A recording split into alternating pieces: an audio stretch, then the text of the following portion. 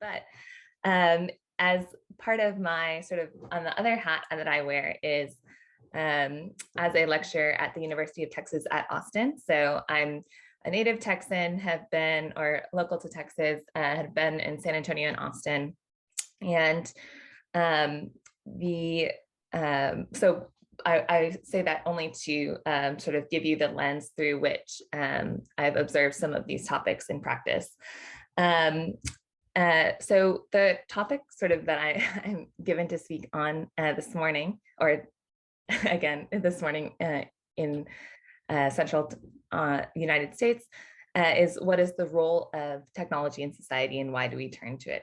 And I think that's such an interesting question. And it's one that I talk about in my course on human-centered data science quite a bit, because I think there's a few different reasons why kind of people tend to turn to technology in search of advanced solutions to kind of potentially thornier problems.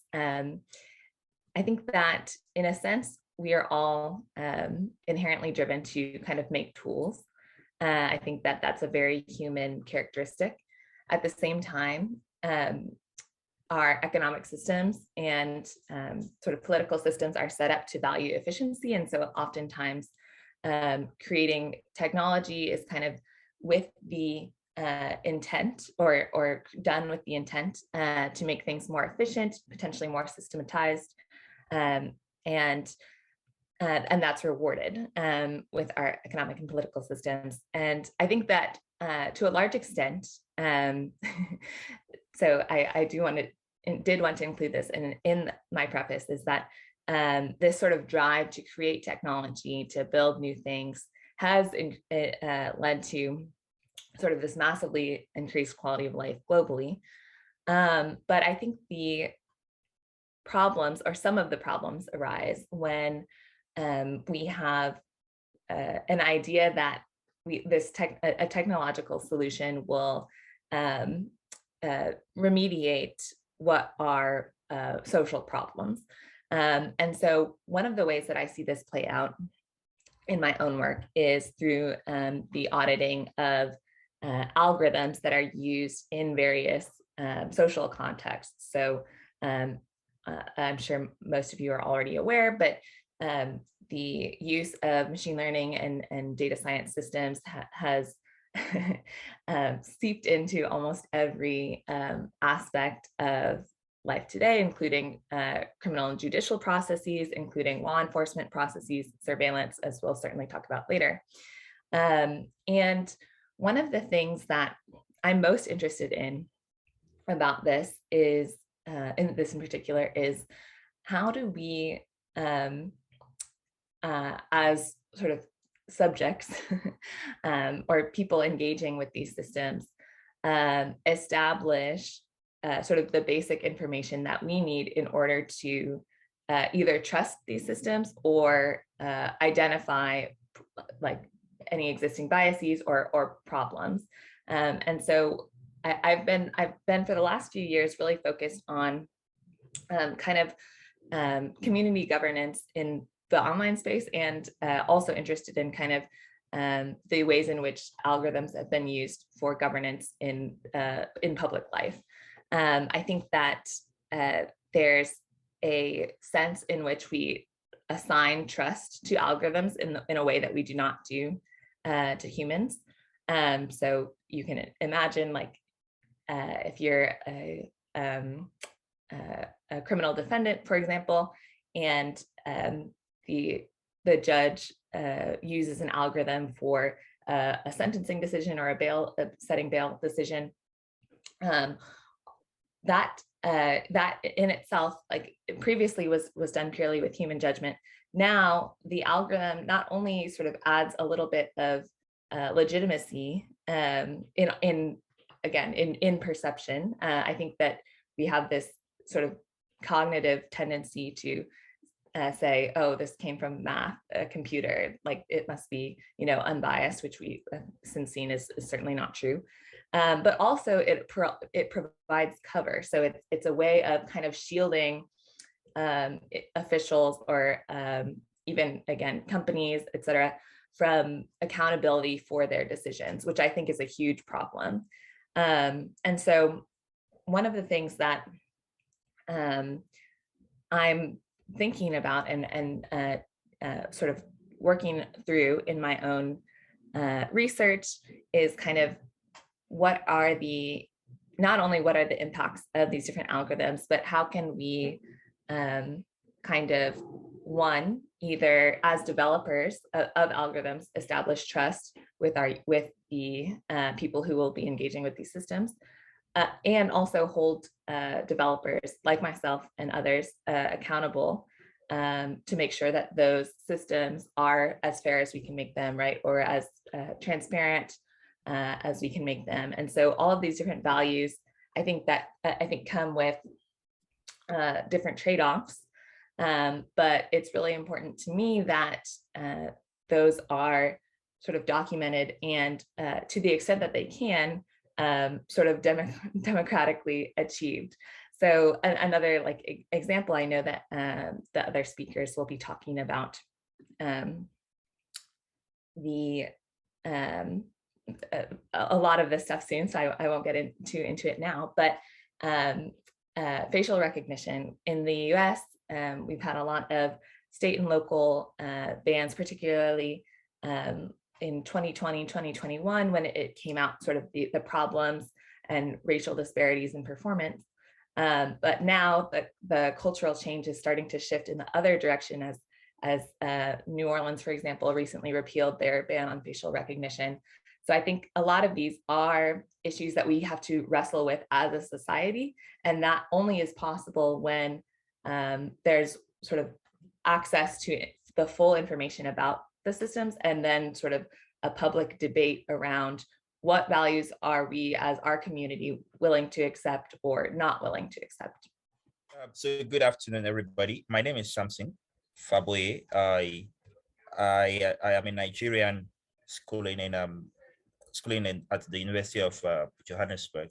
My whole bio is there. So what I will be talking about is urban security challenges, what we know from the purview of city planning. That speaks to my bias as an architect and urban planner.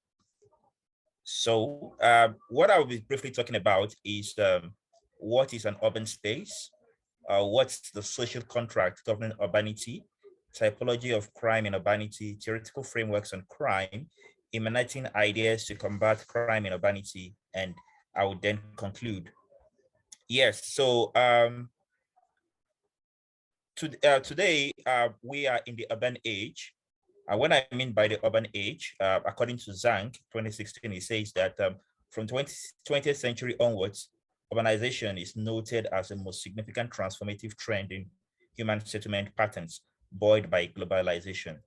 And what does that connote? It says that urban centers host 30% of the global population, and it has increased to 54% as at 2014.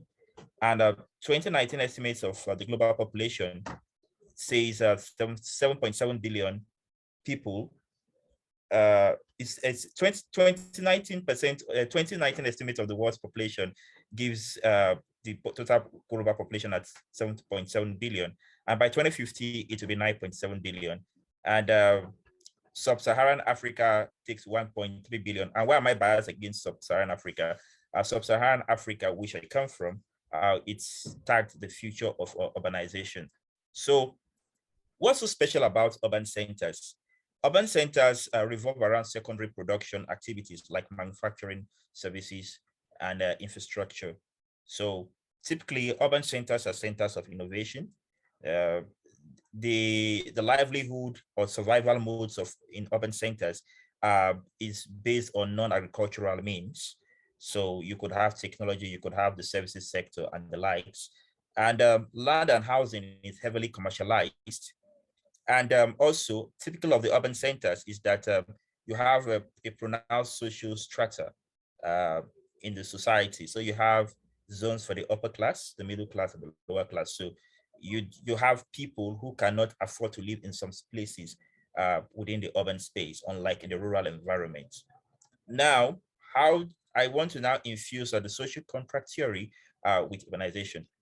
Now, when we read about the Age of Enlightenment, we talked about some philosophers like Thomas Hobbes, John Locke, Jean-Jacques Rousseau, and several other philosophers from the Age of Enlightenment. They unanimously agree that the social contract theory is an unspoken agreement between individuals. In this context, it would be urban residents giving up certain personal rights in order to enjoy the benefits of society. And so, yes, as human beings, we have our basic rights like the right to free movement, the right to breathe, or several rights. But in terms of the social contract theory, if everybody is allowed to exercise their rights, then there will be chaos. And that's why we talk about planning in urban space. So you have, in a sense, that your movements are constrained. Yeah. So you have to give some level of power to the government so that there can be order in the society. Now, let's if we flash back at my second slide, I talked about a pronounced strata in the urban space, and land and housing is heavily commercialized. So that speaks that wealth is unevenly distributed, and that probably might be what would induce crime within the urban space. So there are several types of crime, but for my own, for the purpose of this presentation, I'm talking about two types of crime. I'm categorizing crime into two categories, and that's the physical crime or non-physical crime. So non-physical crime could be the financial crime, the cyber crime, blackmail. Yeah, those crimes that happen in the abstract, you see, that are not seen physically, but the effect is felt. Then we have the physical crime, which could be burgling, rape, kidnapping, arson, and so much. So those ones cause some form of physical damage. We have other several types of crimes like statutory crimes, inchoate crimes, and the like, but I'm specifically speaking into physical crime and non-physical crime in this context. So let's draw from theory. I will draw from two theoretical frameworks. That's the broken window theory and the routine activity theory. So these theories, they are from scholars who try to explain the rationale or the causative of crime within the urban space. So Wilson and Kelly in 1982 propounded the broken window theory. And what they said about this broken window theory is that when crime would happen, when there are other criminal activities, that when there are criminal activities and it's not mopped up, just like when you have a window that's broken and people can see through it and they see that some form of crime is happening, it then encourages crime to perpetuate itself. So when there's a criminal activity, it is the onus of the government or whatever to mop it up, to ensure that it's not there and people don't see it and see that it's a good thing to do. Then one of the routine activity theory, according to Cohen and Felsen, they emphasize that crime occurs when three elements converge, and that's when there is a motivated offender, there's a suitable target, and there's an absence of a capable guardian. So yes, so I want to converge all these thoughts from the theoretical framework, from our discussion on digital security or digital surveillance, and then in urban or city planning. So while the police and constabulary are physical crime controllers, there are subtle means of, there are also other subtle means of crime deterrence. So, and the police and constabulary, they come from the notion of the social contract theory. That's when people give up their rights to the police to administer or to direct their affairs through the government. So the government empowers the police to act. So that's how the police come about. Then the criminal is unlikely to perpetrate crime when he, she, or they know that they will be caught and swift justice. So we look at the justice system in the society. If there is no justice system, then crime is likely to be perpetuated. Then digital surveillance technologies are soft deterrents to crime. So when people know that they are being monitored, there's a CCTV camera or whatever digital surveillance technologies are being deployed, then crime is likely to be abated. Then environmental urban building design can also enhance crime prevention. Yeah. So, and built environment experts are tasked to patch up the broken windows of the society to prevent crime. So that's my little teaser. I want to thank you all for listening, and we hope for further conversations on my presentation. Thank you very much. Thank you so much. So happy to be with you, and good morning. I'm in New York today, so good morning from New York. Very happy to see you all. As Maggie, I must maybe just say from where I'm looking at that issue, because I think when you talk about digitalization, when you talk about security, when you talk about the way we live together, when you talk about urban area, it's always interesting to know from where you're looking at. I'm coming from, I'm a Swiss, as you can see, male in the 50s, have been, I studied in Switzerland, but then I worked first as a journalist, then I worked a long time in the humanitarian world, and especially in war area. That is my specialties, has been to work in area. So I've worked a lot in Palestine, Israel, in Yemen, in Chechnya at the time. I've worked so in Georgia, I worked in Kenya, in Sudan.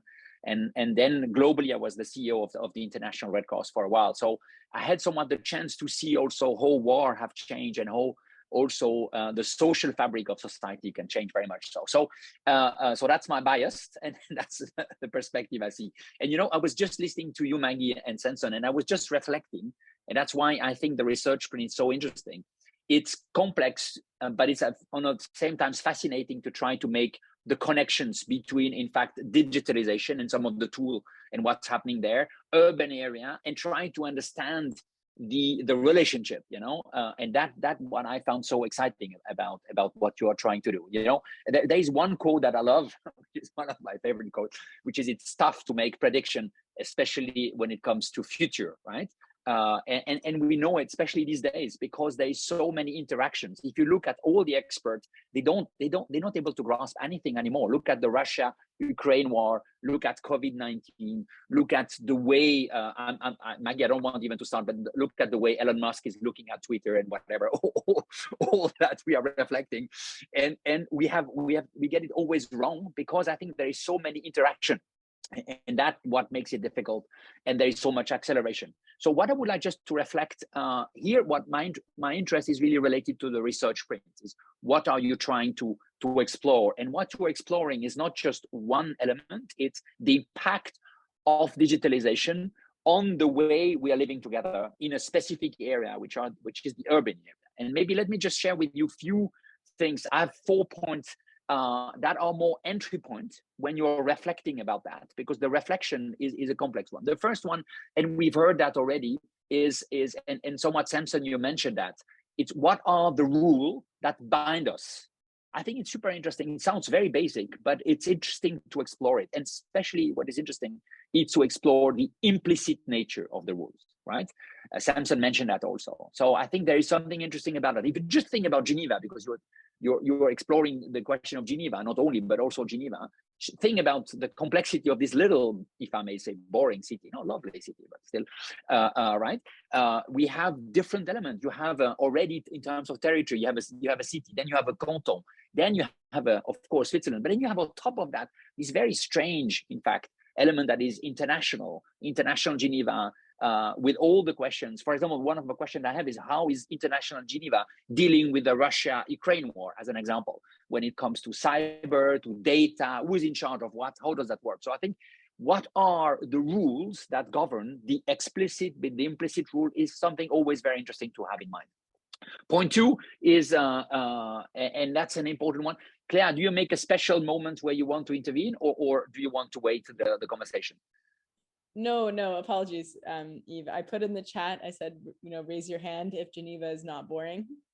And I wanted to see. I missed this one. Okay, I'm ready to. I'll do that the same. Okay, so you're only on 2, 3. My God, we're creating a movement here. So I'm so sorry about creating a movement. So I think that's the first one. And the question is really, think about the rules, because we have a tendency, especially because we're living in the Western world, maybe sometimes in a very we're privileged, but the questions of rule, the question of territory is an important element. Point 2, and Samson mentioned that already, the entry point to trying to understand that is, and you have different entry points, but is the social contract. And the social contract, as you know, has been discussed, and there's a lot of talking about social contract. Jean-Jacques Rousseau, you mentioned, Hobbes, and others have spoke about the social contract. What I found interesting about the notion of social contract is to try to understand what, in fact, what are the agreements, and most of them are implicit, the connections that are bringing us together and allow us to work and to coexist. That is very interesting. And you can have a very different view about that. And I would advise, and that's what we did at Edgelands, is to start with a very narrow, because you can also lose yourself. There are so many social contracts. And the very narrow one is about security. And Samson, what you said was so true, so interesting, which is, in fact, what is the trade-off that you, your family, your friends, your community, your society are ready to do to be safe, right? And I think what is interesting with the social contract, if you start to ask the question, you immediately start to understand that there are some implicit trade-off, but there are also some of them that are very explicit, right? With, in fact, the Geneva Authority, for example, or with a graduate or institute and whatever that are, right? But you then start to realize also that there's different set of stakeholders. It was extremely interesting when we worked in Medellin, for example, together with you, Laura. What we saw was when you discuss social contract related to physical security, what you immediately see is, of course, you see the classical stakeholders, the government, for example, the city government, but you start to see also some private security or security, private company bringing security service. And then you start to realize there is another set, maybe informal actors, gang leaders, for example, or drug leaders, but you also start to see that there is a question related to, if I may say, the Twitter and the Google of the world, which are coming in our trade-offs. And who control these people? How are they part of my trade-off? So I think the notion of safe social contract, specifically when you really link it to your own trade-off when it comes to security, is a very interesting point. The third one is society, let's say, in which society, and I know it could be a debate, and I can see, Laura, you start to be worried about, my God, that might be a very long debate. But in a way, what is interesting to observe in the term society, and again, 2 minutes, we are clearly, and there's a lot of philosophers have thought about it, we've moved from a society that was a society of discipline, where in fact your social contract, but also your social control was organized from very close environment. As a society, as individual, you will go from your family to school, maybe to the fabric or to the working plan, and maybe from time to time to the hospital. And that was somewhat where your life, and in fact, in each institution, your social contract and social way was established. We're living today in a world where we call it a society of control. And I find it's interesting. And here there is some interesting philosophers who have thought about it, where the control is not anymore in a given context, but it's constant, right?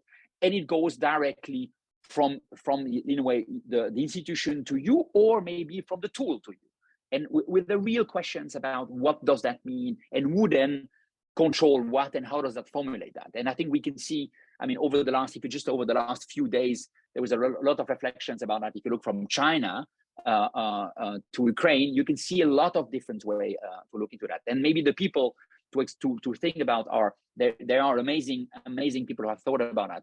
But one philosopher, a French philosopher, is Gilles Deleuze, that's thought a lot about that in the 90s. And the other one is really, you've heard that again and again, is Zuboff, the famous American philosopher, have thought a lot about, in fact, surveillance capitalism. And my last comment in terms of what do we need, and I'm conscious about time, is you need territory. So of course you need to think about what are the rules, the social contract, which type of society, and which territory. And again, Samson, I think choose the urban area and the city as a territory is absolutely central, because when it comes to a moment where everything is floating, where there's a lot of tensions, where nation states are not in a position to somewhat provide the framework or are competing each other, then cities are a very interesting place to observe. They are a great place for collaboration, interesting place because you have a shorter accountability very clearly, and a clearer line, not a perfect line, but a clear line between the citizen, between us and the people driving that. And also because city would like to control more and more the question of digitalization. Last minute, and so far, this is what we have learned. 4 elements that we've learned. The first one is, and I think I really would like to insist about that, security is an important need for people. We are, you are, some of us are in very privileged environments, I think we should realize that security, and I've lived that in my own experience. And I think thinking about that and being impartial about it when you reflect is super important. This is not a luxury, this is a need. Sounds basic, but I think it's important to reflect about that. The question two, and Maggie, you mentioned that, I think the questions of governance will be more critical than ever, right? Because what we are talking is not just tool, not just digitalization or a specific theory, but who owns it, who controls that, who frames that, and how does that work? And if you just think about Geneva, for example, you see the complexity of that, right? And I think here it's something interesting. The third point, again, Maggie, you mentioned that, this digitalization of security so far, what we've observed around the world in a lot of different contexts, do not correct bias and the classical bias that we have when it comes to security, but they have a tendency right now to reinforce this bias, right? And we heard Maggie talking about facial recognitions, but we've also heard what Samson said about, you know, the different status in our society, the social dynamic. And I think there is really something, and we see that with the migrant, I mean, there's a lot of questions around that. So it has a tendency right now to reinforce the bias. And last but not least, I think, and that is maybe the critical element, and I would like to finish here, is digitalization, security, social contract, CT, all that is in fact normally owned by experts. These are conversations that are only driven by experts or sometimes by activists. Where and I think Edgelands in general, and you, of course, think that that needs to be, in fact, conversation, societal conversation, where people feel legitimate to be able to discuss that. And I think the big issue that we do have, all of us collectively, whatever our role are, from you, Maggie, in Twitter, to us here in Edgeland, I think is to find the right ecosystem, but also the right way to create a legitimacy for the people to be able to speak about that and to have real conversation. They are difficult conversations, but that are the most interesting conversation, because they will be about, in fact, how do we try collectively as a society to navigate that very, very complex issue. Thank you.